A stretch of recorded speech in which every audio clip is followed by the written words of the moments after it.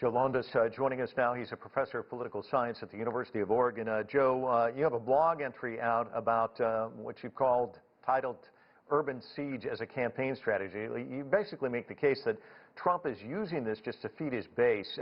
Give us your sense of what's actually going on in Portland.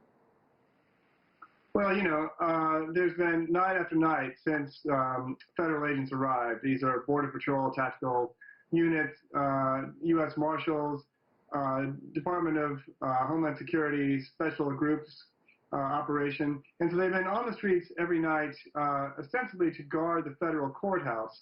But what they've expanded those actions into the city, which, as now most of the world knows, snatching protesters up with, into unmarked vehicles for questioning and holding, attacking people with impact munitions, sometimes point blank.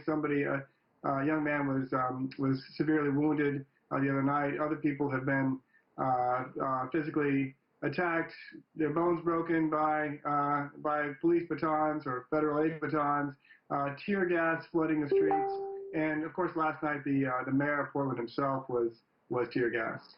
The Inspector General says he's opening an investigation. Do you expect that to go very far? Well, it's kind of it's questionable constitutional territory for sure, and it would depend on how the courts decide to respond to this, or what Congress can do to open up investigations into this use of force.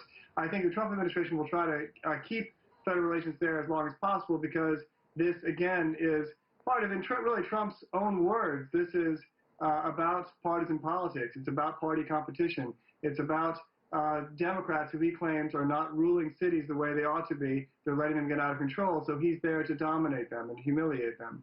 We're showing pictures of the event yesterday, President Trump addressing folks about this operation, and he also had the Attorney General there as well, and the Attorney General's comments actually had some head scratching. Here's a headline from the Kansas City Star. It reads, "Barr claimed feds in case he made 200 arrests in 2 weeks as part of Operation Legend." That's not even close to true. Reporters in Kansas City did some digging. They found just one arrest of a 20-year-old on Friday by a U.S. Marshal. So I want to get your thoughts on how this is being presented to the American public. Well, that's a really important point. The mayor of Kansas City had been in no contact at all with the Justice Department around this operation prior to it. And so, partly what's happening is that I think there are two narratives out among the American public.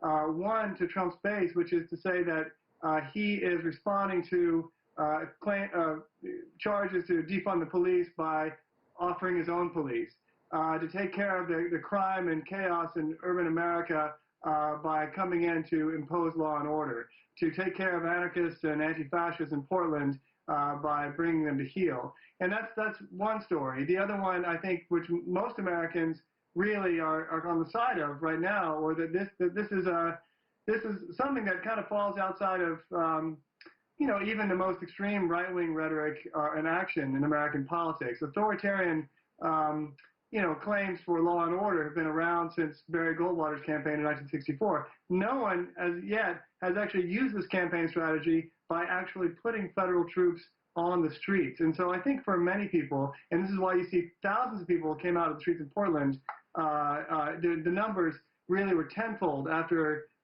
Trump sent federal agents there. And I think we might see the same thing in other cities, that there's going to be a lot of strong response to this.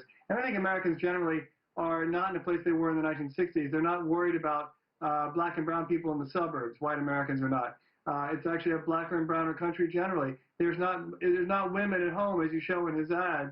As they show in his ads, there people are in the workforce. It's a very different America now, and I think his rhetoric is falling on deaf ears, kind of, or dubious and skeptical ears generally, except for a base that he needs to fire up for November.